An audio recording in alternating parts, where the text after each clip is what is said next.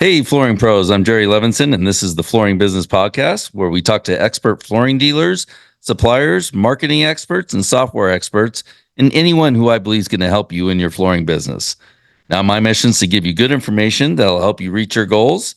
If you're just starting your business, or you're trying to reach $5 million in sales, or you're getting ready to sell your business, you're going to find useful information that'll help you reach your goals and profit now in the flooring industry. The Flooring Business Podcast is brought to you by Ring Ring Marketing. Go to ringringmarketing.com and request a free analysis of your website, your area, and your scope of work. They'll make recommendations on how to best strategize your marketing efforts so you get the best return on your investment. You'll even get a coach that helps you get better results. All right. So today's Flooring Business Podcast, we have on Rachel. Is your last name Cervos or is it Lillian? Yep, Cervos. Okay. Lillian's my middle name, but It's Rachel okay. Cervos. Yeah. And Rachel put up a post in the Flooring Dealer forum that I thought was interesting, borderline on solicitation, but that's okay. I was like, I'm kind of interested to see where this thing goes. And the way it was posted was in a way that I thought, this could be interesting, but it's so funny the way that you have to post information in a way that attracts people. And I find there's a lot of people like you that are just humble, you're sincere, but that doesn't necessarily come across and work to attract the right audience. But what you've put together was the Cervos Kitchen Academy.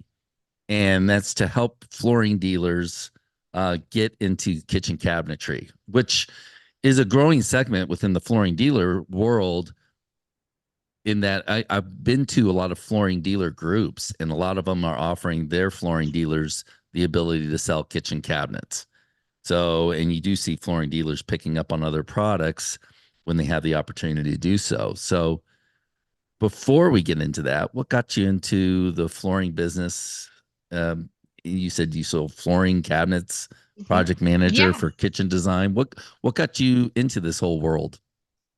So I originally got started. I was in the box stores at Home Depot, and I worked in the flooring department there. And then I got headhunted to work for a company called Oregon Tile and Marble, and doing outside sales for tile and stone for them. And I got to learn the granite side of the business and tile, and it was a higher end place. They did wholesale only, so everything was dealer direct. And really? I got to learn purchasing.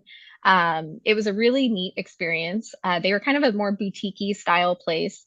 And then they got bought out by Bedrosians. So the whole landscape kind of changed.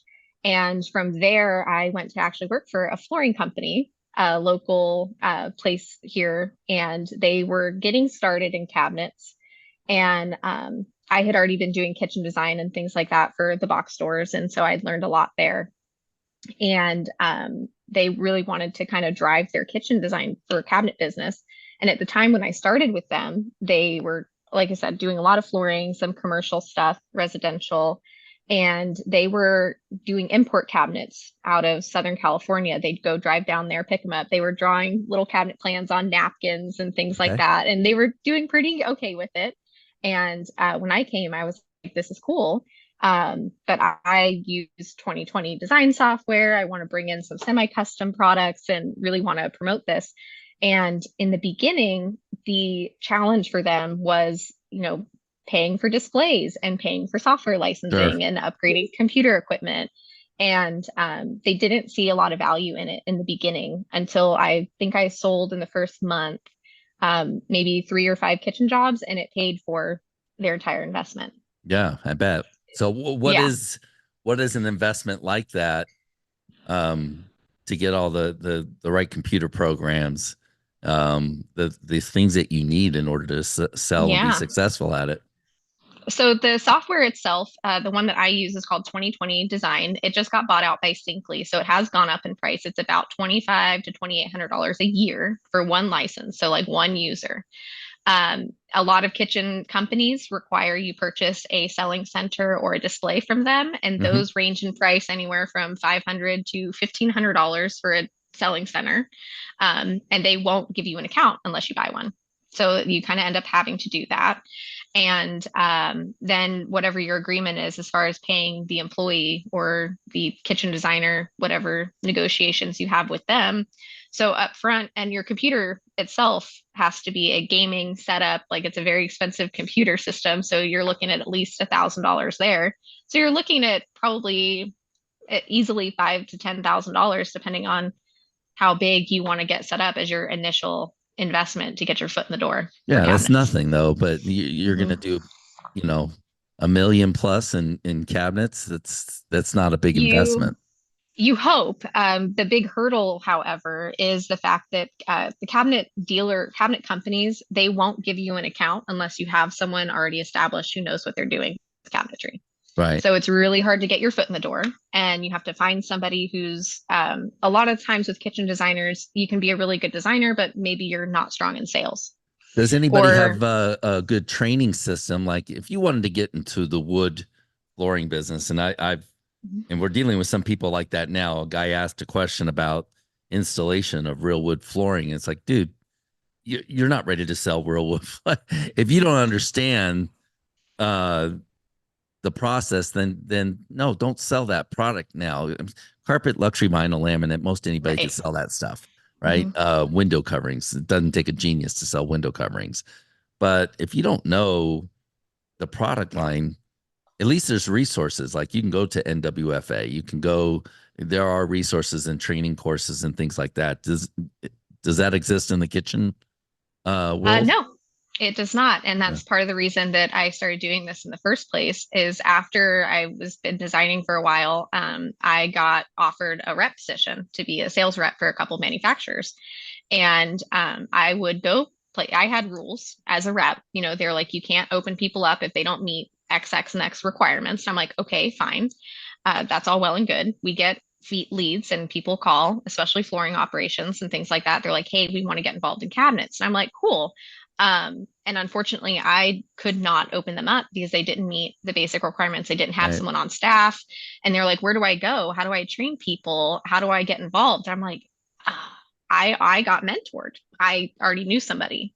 And so I got taught and I had to just kind of learn as I went, but I did have the foundations and I had reps who taught me.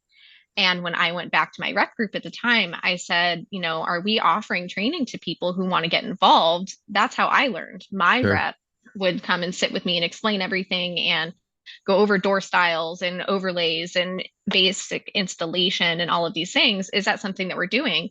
And they were like, no, that's not our responsibility. That's not our job. It's not our problem. And I was like, well, then how are we directing people to Yeah. get involved in cabinets? That's Because insane. I'm getting that question all the time. And they were like, they need to figure it out. And I was like, okay, but how do they figure it out? Because there is no coursework, there is no schooling. It's a trade, technically. So you kind of have to just know the right people, but you can't know the right people if you don't know the right people. So Yeah. that's where this kind of ended up is I was like, well, I guess why not me then create a pathway for any individual, not just flooring operations, but anybody who wants to become involved in cabinets to be able to have that option to learn what you need to learn to be able to get started in the business. I mean, look, there really is no good sales training for flooring. And Yeah. um, the stuff that I set up, I sell sales training, but the Hmm. reality of it, what I do for my customers is I make it easy to sell. So the training part is really easy. So I create good selling systems for somebody and then selling for them is easy. Yeah. So Right. and one thing I stopped doing is having PK sessions, product knowledge sessions where people would come in and give me the or tell us about the product because the sales what do you call them the sales representative for the Right. flooring company didn't know how to sell their product. They only knew how the product was manufactured. It's like, well, Talking I points. I need I need I need them to know how to sell it. I don't need them to know how it was made. Right. What the layers of product is, what the dent resistance is, all this stuff that customers don't care about is what they Hmm. teach you, but they don't teach you how to Yes. sell it. Right. And that's the same thing with cabinets.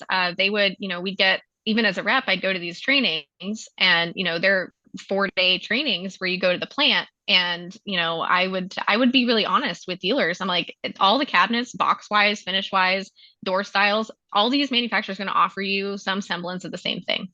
They're all really competitive as far as the quality goes, as far as the SKU offerings, all those things. I'm not, that's really not what it's about. These people though, when you go to them and you're telling them those things, you're talking to people that have no idea what you're talking about. These are people, it's like going to a high school and trying to sell cars when these kids don't have driver's licenses. You're selling them car features they've never driven. They have Yeah. no idea what that means. And so I was finding that a lot. I went to a dealer training. I took some dealers to a training for a cabinet vendor, and we were there for 4 days. And after the first like Wow. 5 hours of, yeah, after the first like 5 hours of sitting in a classroom at this manufacturer, they came to me. They were like, "What's a frameless cabinet?" And I was like, okay, we can talk about that. I can sit down with you guys if you want. We can go over some of those things. And it kind of dawned on me in that moment. I'm like, we're sending people to these in-depth product knowledge like trainings when it doesn't mean anything to them at all because they don't know what you're talking about.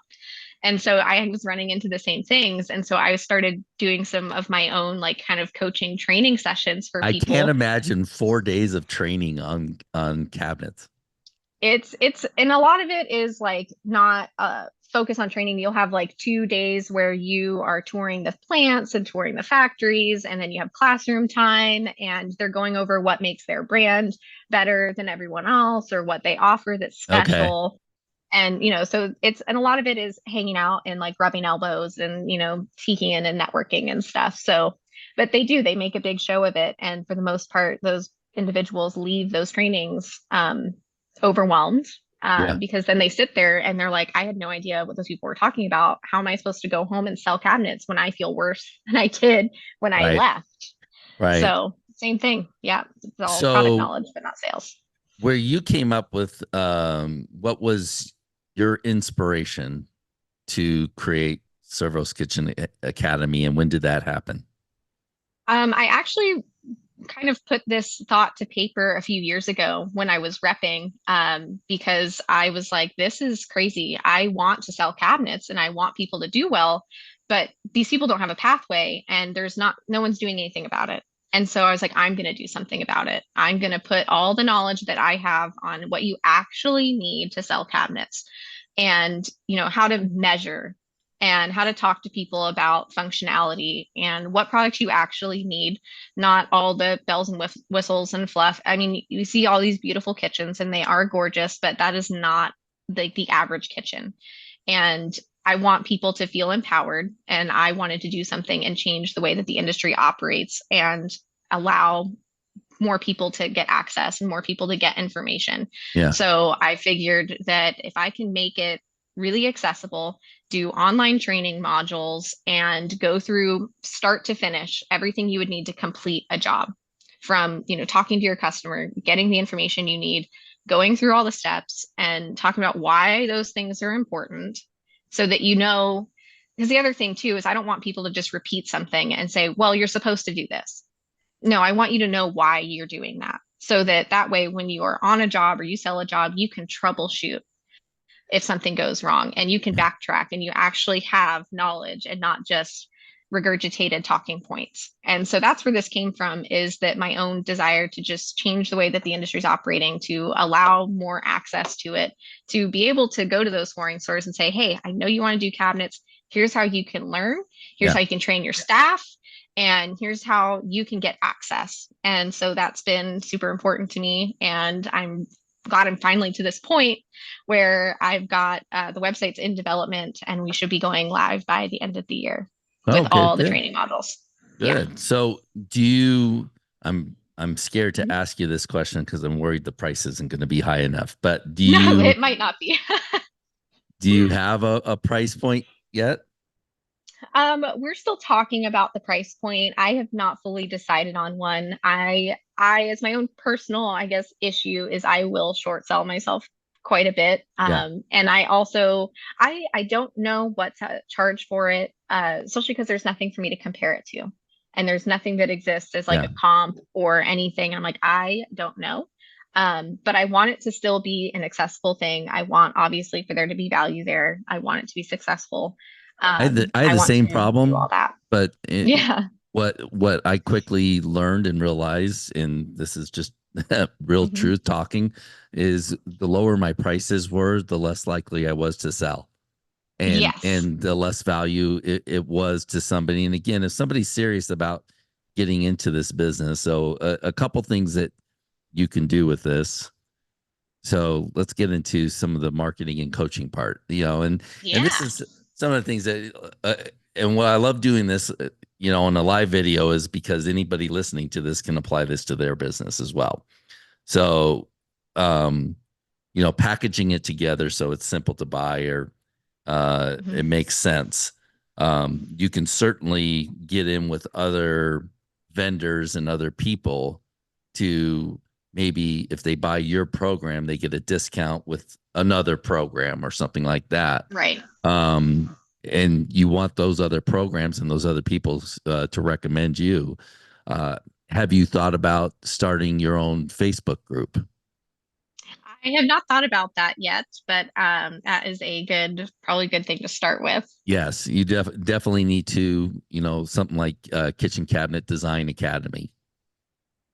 So you got the academy in your name. And then within that group, you'll be able to sell sponsorships to other people in the cabinet industry. And that's what I've done in the flooring dealer community. And there are people I believe that you need and you should have. Ring Marketing is our sponsor here on the show and in the group. I have Floors app and Make It Match. But giving people the opportunity to sponsor, AccuCut's been a great sponsor, the carpet cutting machine, you Hmm. know, give them an opportunity to sponsor, but also allowing your customers to have access to these excellent resources that you would recommend. And I want companies that I feel good about recommending, not just anybody. Right. So and I want to allow the competition to be on that platform and I want to open up lines of communication, but I don't want them if you're not a paid sponsor, you can't solicit, but you can make comments when somebody asks, do you know a good program? They can promote themselves in the chat, you know, to say that they're okay. Hmm. And even in these groups, within the flooring groups, there's a lot of them out there.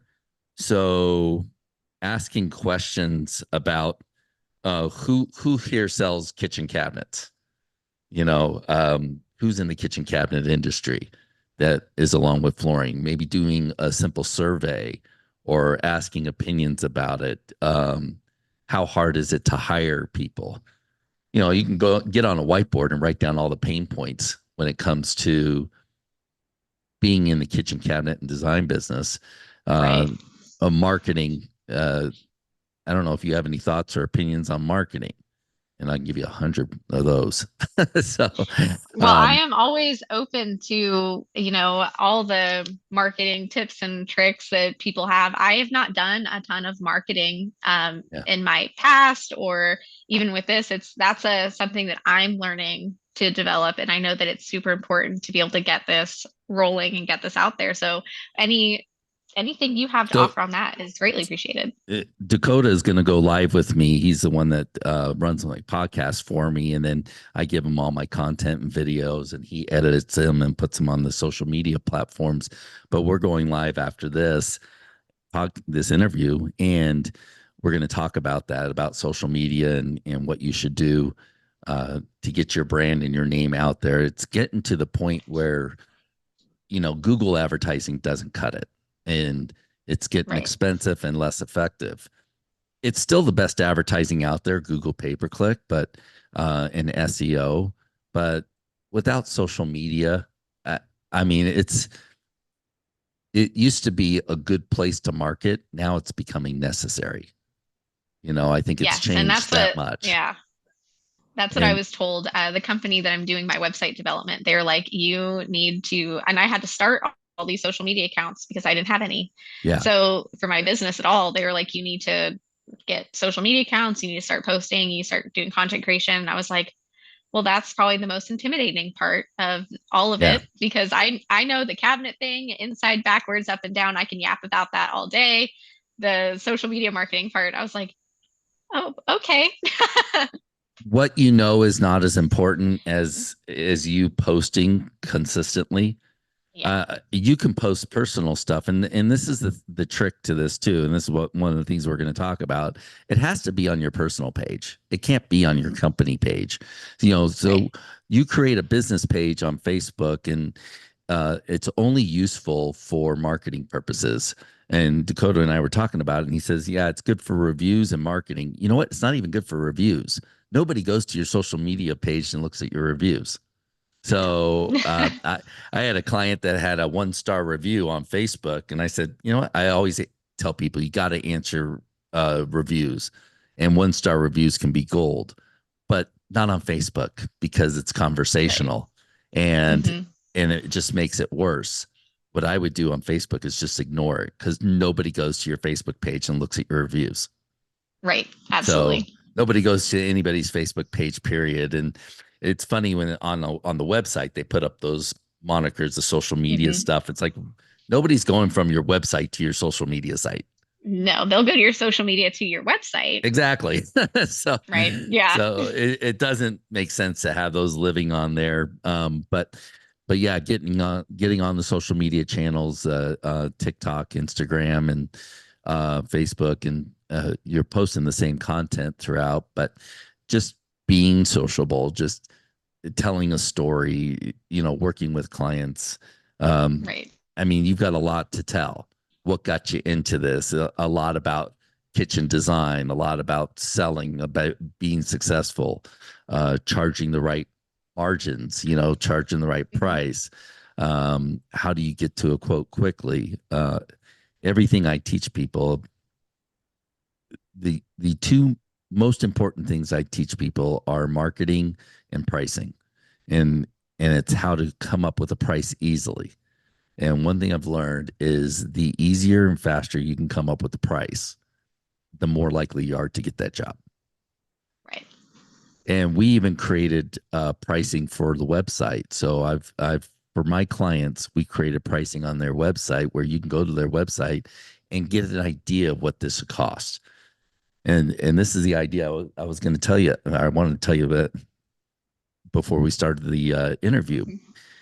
Um, an idea I want to test. All marketing's a test, right?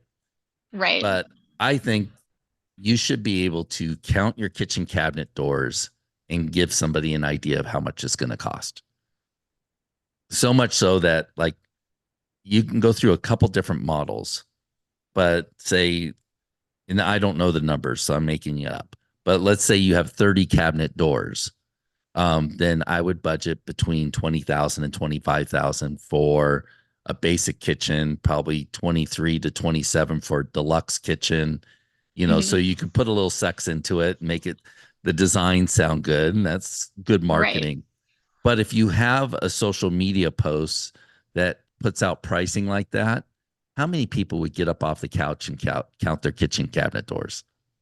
You know, Oh, they would. Absolutely. yeah. Yeah. Versus if you say if your kitchen's 30 feet, well, if you're not in the Mhm. market, you're not going to grab a tape measure and check. Right. And you're not going to fully understand it and what all that involves. But if you give them based on cabinet doors, I think just for the fun of it, people would count their cabinet doors.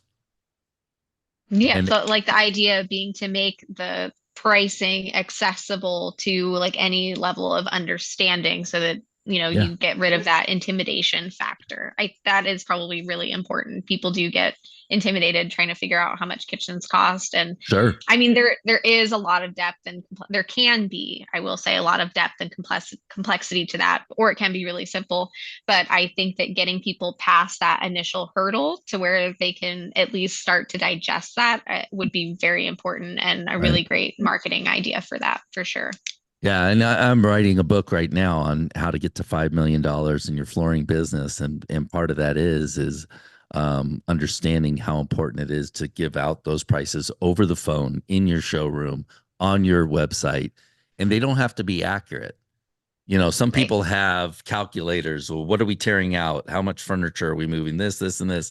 All you're doing is giving people an idea so they could take the next step in your showroom, having stuff priced. So when you're looking at it, you get a sense of what it costs.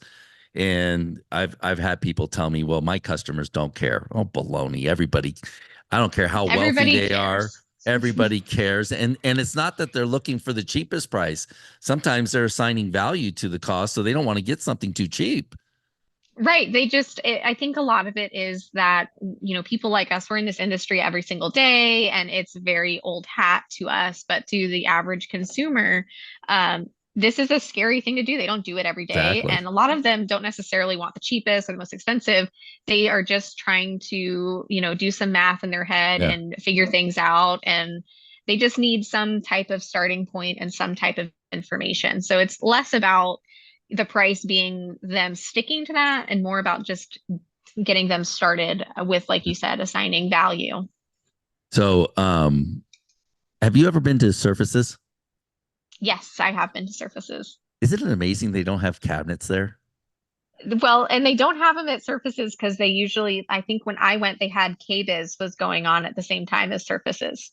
Oh, is that what it is? There's a cabinet The show. kitchen and yeah, there's the kitchen and bath show that was going on at the same time as Surfaces. So You I would did get to go still to think both. with the countertop and all the equipment and things to sell countertops that somebody would put a booth or a couple people would invest in a booth at Surfaces with kitchen cabinets.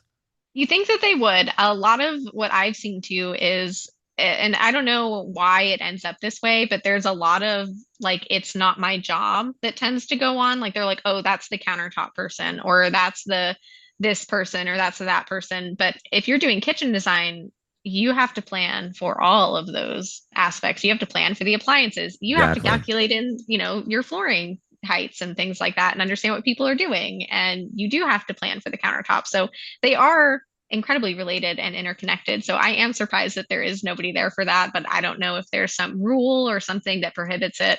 But yeah, I don't know why there's not more access there. People are going to get tired of hearing me say this, but I've got clients that are crushing it with shower sales because we put together the full package. Yes. So a 3x5 floor to ceiling shower with any tile includes the plumbing, includes the door, and everything Hmm. that gets involved includes a lifestyle niche and a bench, and it's $14,000. Right. So, um, and the clients I've worked with have almost all said that somebody else does the door. So I do the whole tile and I do all the work and then somebody else does the door. I'm just like, you know what, man, you got to take care of everything. If you're going to sell it, sell the whole thing, work with the contractor and get it done and pay them, so And that's why I always thought that the flooring stores that wanted to branch into cabinets, I'm like, that is brilliant. It is, you're diversifying your product offering, you're increasing the size of your tickets, yeah. and you get to handle the entire thing. But And why wouldn't you do sometimes that. cabinets and countertops, and Yes, and they do. And a lot of them that I worked with, they do end up going that direction. yeah, And because at first I think it just feels like a lot and it feels like a huge liability or responsibility. But once you've done a few, you realize that it's actually in your best interest to do all of it instead of outsourcing certain things and like relying on other people to come in and take over your job type of thing. So if you do the cabinets, and you're doing the countertops too, when the countertop guy is going to be out there because he's your guy yeah, and you've already planned it out and your customer is already aware. And it just kind of creates this more, secure environment. So where you don't have to worry that your countertop guy is trash talking your cabinets or has said, hey, this other cabinet guy is better. You should probably go here. It's all connected. And then you, as the business owner, get to learn and expand your knowledge base. And that's going to expand your product offerings and be able to expand your business footprint on what you can do. And, who knows what kind of ideas you'll get from there. So right. I think it's great to be able to do all the things. So, in the past, working Mhm. for other companies And then now, as an advisor, what's your take on charging for the design? I always, when I do designs, and everybody prices out a little bit different. So when I'm working with a customer, I always did the cabinets, the countertops, the flooring, the labor, backsplash. I did as much as we were doing. And the way that I would price everything out is I would price out the cabinets and I would hold my margin usually at 35 to 40 points. And if I was worried about something, like let's say I explained everything the best of my ability, but I still feel like maybe they're going to have an issue with a cabinet, or maybe they didn't quite understand, and I thought maybe that might happen, I'm going to build in the cost of that cabinet into the cost of the whole kitchen. So that way, if something comes up, I can just go, hey, you know what? I know you don't like that. Let's just replace it. And then I don't have to eat into any profit on the job. I can just take care of it, provide that customer service. For the countertop material, I would set up an account with a local distribution place, and that way we could get the same pricing that any of the fabrication shops could get. And I would purchase that material, and that way it's present. A lot of the fabricators didn't necessarily even like taking customers and doing all that, so I would manage all of that. And then I would get price lists from all of my subs, from my cabinet installer, from my granite installer, and I would do all the pricing for them and then mark up their labor, usually 10, 15%, just depending on the scope of the project, and assign everybody their labor for whenever the schedule was going to be and make sure we were all in the loop on that. And that's basically how I would do it, is just mark up my pieces. And sometimes if it was a smaller job, or maybe even sometimes if it's a bigger job, I could just give the flooring for free because I had enough margin in my cabinets and countertops to be able to offer that for them. All right. So let's say I want to get an estimate on my Mhm. kitchen, and I call you up. How long does it take for you to give me a quote on what that project's going to be If I have rough measurements, I could get you a quote by the end of the day. by the end of the day? And Mhm. what if I want more of a design? Can that take longer to scope it out, draw it out, figure it It out? can, depending on the customer. So I'm pretty efficient. So if I make an appointment with you, you will have a price by the end of our appointment. So if you take, a long time to make decisions, then, I'm not going to rush you or anything like that. But if, you know what you want and we've got it all together, and even if someone's not sure on some things, I'll say, hey, why don't we price this out for now? And you can think about it. And by the end of our appointment, our meeting, you'll have a design and you'll have a price for you to So mull how over. long will it take you with all that information though, just to even create the design on your computer and Oh, all that? I can generate a design in 30 minutes. Okay. How long do you think it takes most people?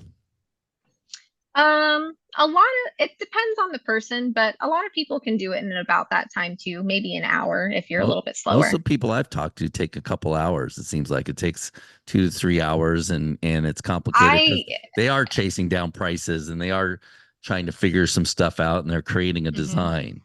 But It's the part of point it I'm though is I'm getting to yeah. is, do you charge for the design? Like if you're going to go do a kitchen design for somebody, have you ever charged for that? I've only ever charged for designs if that was the original intent of our entire meeting in the first place. So if you call me and you're like, hey, I just need a design, I have a custom shop, or maybe it's a remote situation and I'm helping somebody, then I'll just charge for the design time itself. But if I'm selling you a job, I don't sell just the design. But if you don't buy the job with me, you don't get the design. I'm not giving it to you.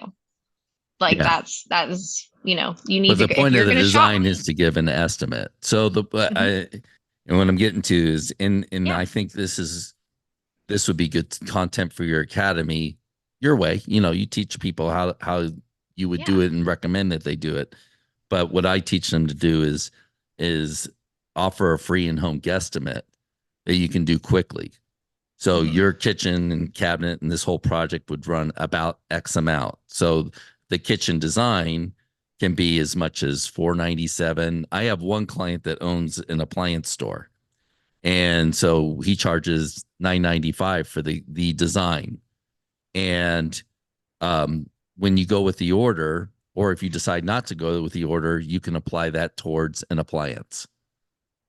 So you can use Yeah. that to buy a refrigerator or stove.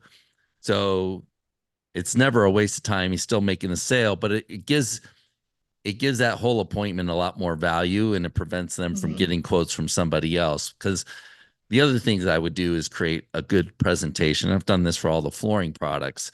I would do the same thing for kitchen cabinet designs, and say, well, this is our process. We come out and give you a free in-home guesstimate. We'll give you an Mhm. idea. If that sounds good and you want to go forward, then it's $497, and we work up a full kitchen design for you, show you all the parts and pieces, sit down with you, Yes. go over the exact price, and allow you to make changes. And then we order your stuff, and here's the time frame, and here's the demo, Yeah. and just Yes. like a step-by-step process. Hmm. And I can do that when I go into somebody's home because I've been doing it long enough to where I can look around and go, okay, based on what you said you wanted and the size, like you're going to Yeah. be in this ballpark. It takes time for a lot of people to feel comfortable doing that. And so, that's something that I think that they can grow into. And I definitely highly suggest that they be able to do that. But when you're just learning and just kind of coming into it, there are still so many things in your Yeah. brain that you're processing and worried about that you don't. A lot of people get scared to misquote um, with cabinets, especially because there can be a lot of discrepancy in pricing, just depending on your door styles and your wood materials and your quality. So people do get a little shy about that. But once you've been doing it for a minute and you've Yeah. got a couple of jobs under your belt, you get a little more confident being able to just go in and do a guesstimate that's pretty accurate. So it honestly, it's the same way with flooring. And Yes. what, you can do that with stairs and all that. And what we do is Mhm. create processes that, one, make it easy to sell. So training a salesperson, we can design a whole process for that kitchen that almost anybody can use. And then it cuts down on their training curve dramatically, Yeah. because you can bring in somebody with a good personality, give them a decent product line to choose from, not 10 different styles, but maybe two or three that Mhm. that they can go to war with and go sell. And then the basic ideas and principles, like measurements, to Yes. come up with the guesstimate. Now they can bring all that work back and then information back and learn on the job while they're doing it after they sold the design. But they can tell that client the process, because this is the process that was created by the company. So I mean, anybody can read that process to the Right. customer and Ideal, then hand that ideally, yes. sheet of paper to them. So not only can Yes. they read it, they'll be learning more as they go, because they'll be reading the Right. process. It'll make sense to even the salesperson that's never sold it before. So, Exactly. And that's the goal for sure is to give people by the time they get through the program yeah, that they have a process, that they have an idea, that they know enough to where they feel confident and empowered to go out and do those things. And that also when they do sell a yeah, job, that they have enough information and enough education to where, like I said, they can troubleshoot and that they can work things out and understand what they're doing. So that's the overall goal is to be able to create those processes for people so that yeah, way it's not such an intimidating thing.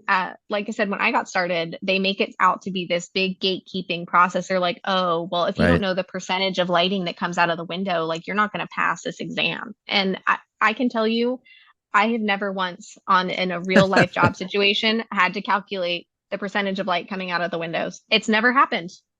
So I don't know why that's a requirement for anything. And so that's the way that the process is right now. If you go through like the National Kitchen and Bath Association, like books and like training models, it's Right. all things that I'm like, that is the most irrelevant thing that no one's ever asked me that on a kitchen.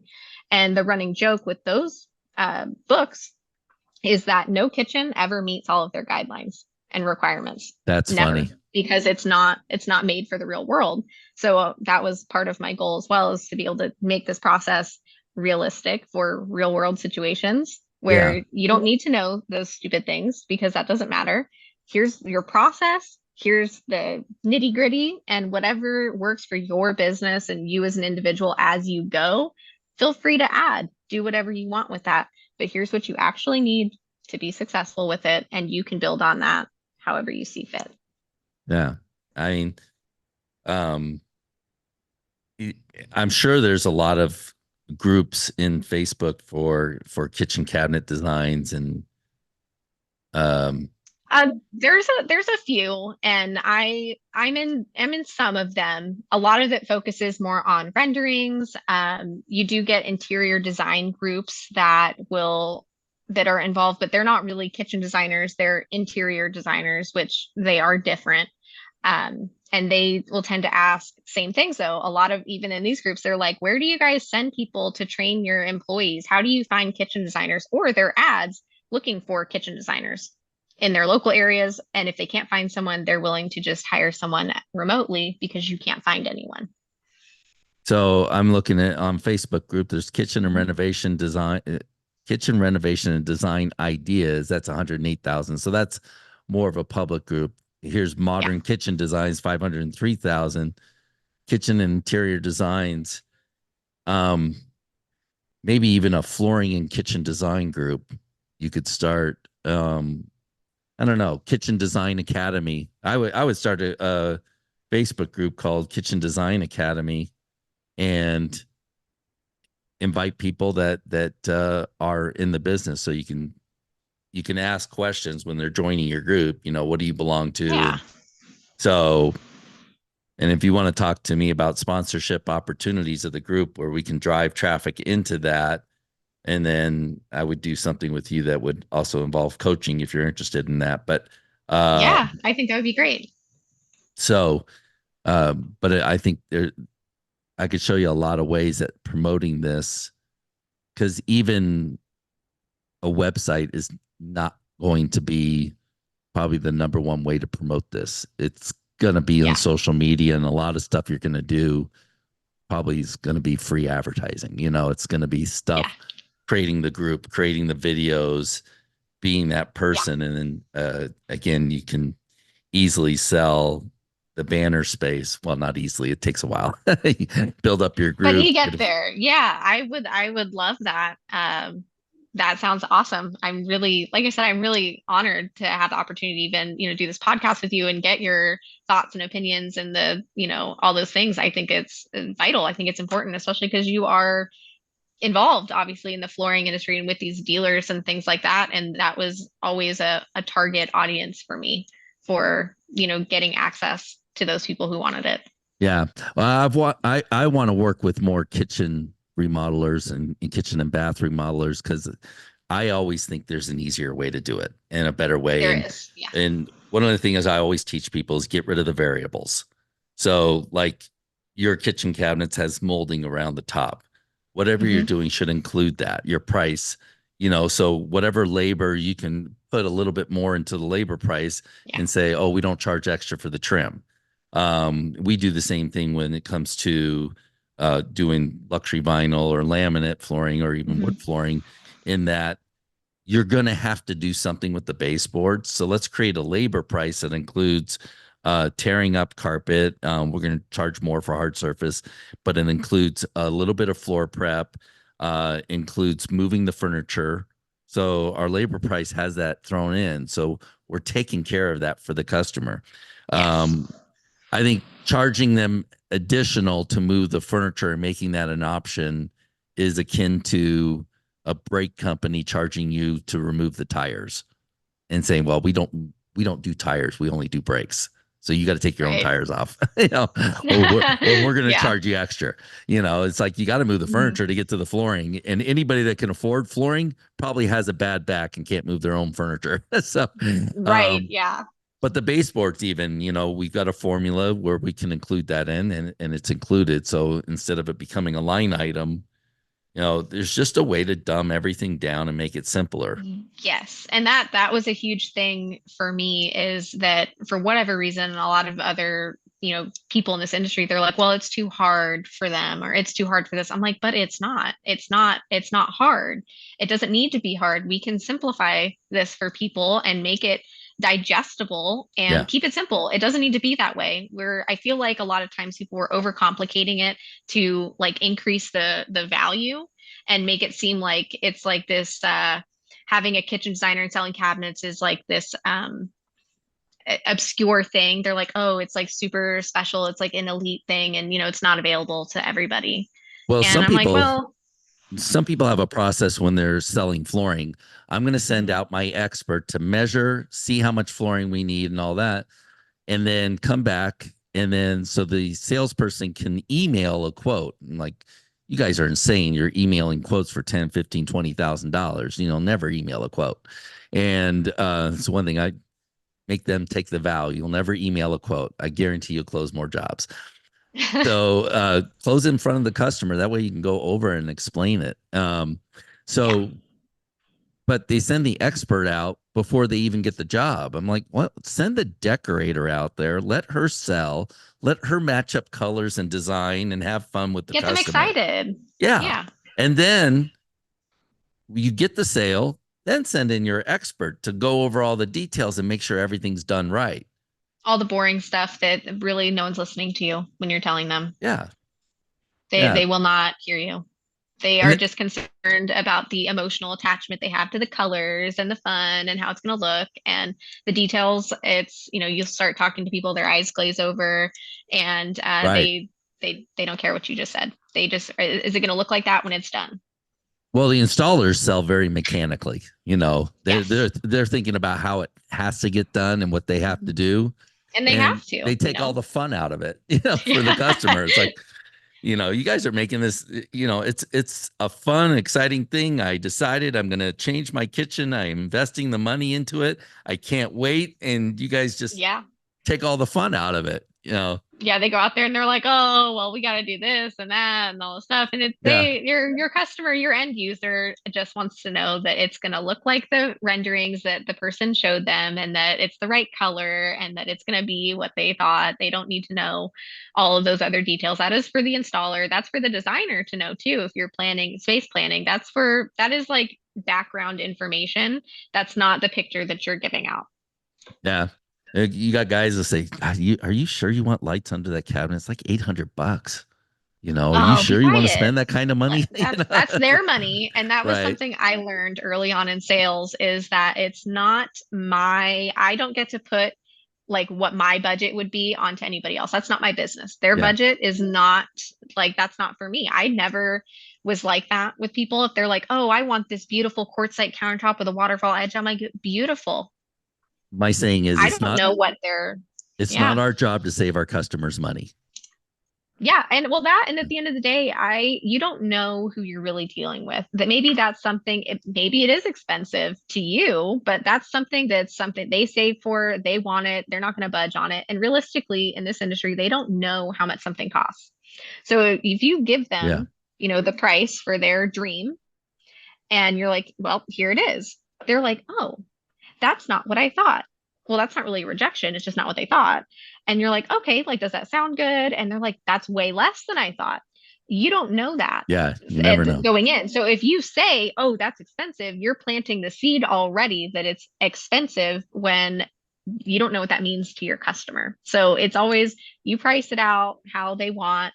And if they're like, oh, that's great, that's so much better than I thought, awesome.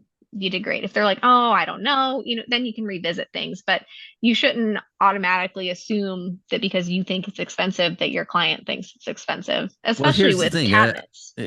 Anybody that's doing that is not looking for the cheap. If they're looking for the cheapest thing is to do nothing. Right. Why are they even doing this if they're looking for the cheapest thing? Who would go by Right. price on something as, you know, you don't need new kitchen cabinets. Nobody needs, it's not a Kitchens necessity.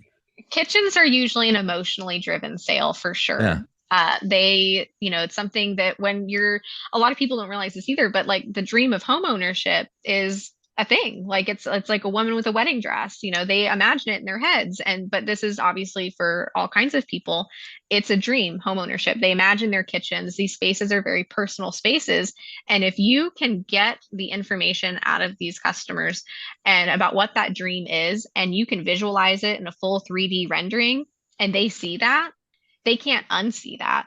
And you get them the price, and you've basically now taken their vision for their space that they've worked really hard for and they fought for and that they've spent years like thinking about, and you've now shown it in real time in their space and given them a number associated with that. You've made it real. And at Yeah. that point, that's their decision. And a lot of them are going to choose that because they're like, wow, like I can have my dream and like what I've been wanting this entire time. And it's this much money. I now have a value associated with what was in my head, and it can be real for this amount. And Yeah. that's a big deal. And they'll never not see that. And once you And realize that's what it is. a woman is going to get the kitchen of her dreams and exactly what she wants, and the husband will pay for that because he's probably cheating on her and doesn't want her to find out. So He'll do he's willing anything to at that pay point. anything, right? He's like, she'll be so happy at home in her kitchen, like with everything she wants. Like, I'm She's got a home worthless free. husband. Give her a gorgeous new kitchen that's cost a lot of That's money. the least that she deserves. Exactly. Give her what she wants. So, it is an emotional sale, and people have all kinds of reasons. That's another one. And it's about attaching a value to that, and then it's all down, it's done from there. They're gonna do it. Yeah. So in the process of this whole Mhm. program that you're creating, does any of it include you're showing them how to come up with the price and the design and some of the tools that they need, but does it include selling tips and does it I will include have, yeah, I will have selling tips and like marketing ideas and good. things like that. That is a module that we're going to cover. But I think like to get there, obviously we've got to cover quite a bit of ground so that those things make sense. But yes, we will be covering those topics in there for Yeah, sure. absolutely. Well, I'd love to work with you on it. It'd be I fun would love because that.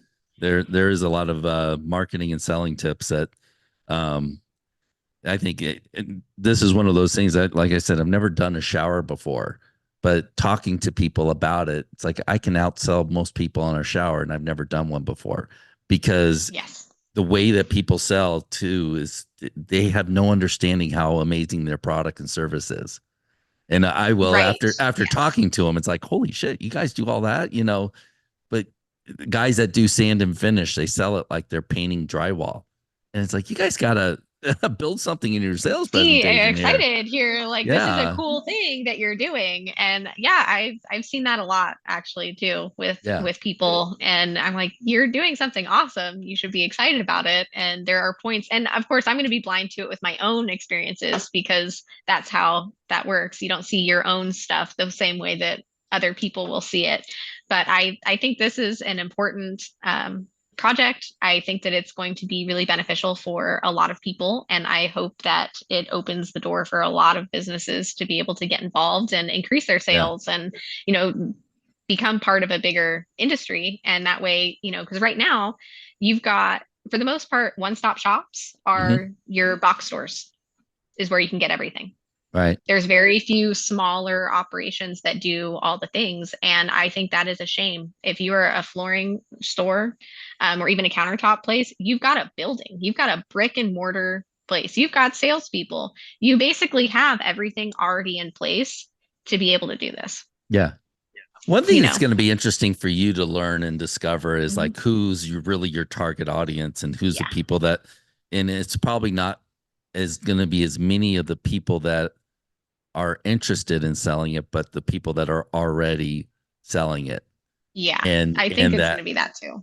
I think it would be neat for you to get in with a Floors and More or Carpet One or Abby's, one of the buying groups where they offer it to their clients because you could speak at one of their events, one of their conventions, and you have the academy that'll help their clients or the members of their Yeah, buying group I didn't think of that. who That's good. they help them with those kitchen cabinets and things like that. I like that. I consider that would be definitely a good avenue, especially because, like I said, a lot of the cabinet manufacturers, I know there's some manufacturers that are involved in buying groups, but they don't provide any training to people. They're just like, they give you product PK information. They're like, this Yeah, is why our cabinets are cool. And these right, people are like, okay, that's nice. That looks great. What do I do with it? And they're like, oh, that's your problem. right. Yeah. Have fun. Okay. Well, we got a lot to talk about. So, Yes, I'm excited.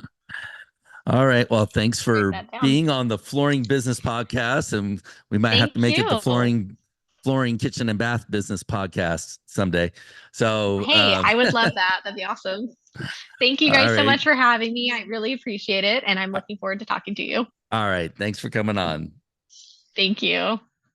Thanks for joining the Flooring Business Podcast. Now, if you'd like to have a one-on-one discovery call and learn how you can increase your profit and sales by over 30%, go to jerrylevinson.com and let's discuss where you're at and where you want to go. Don't forget to tune in next week where we have another great podcast with another flooring pro.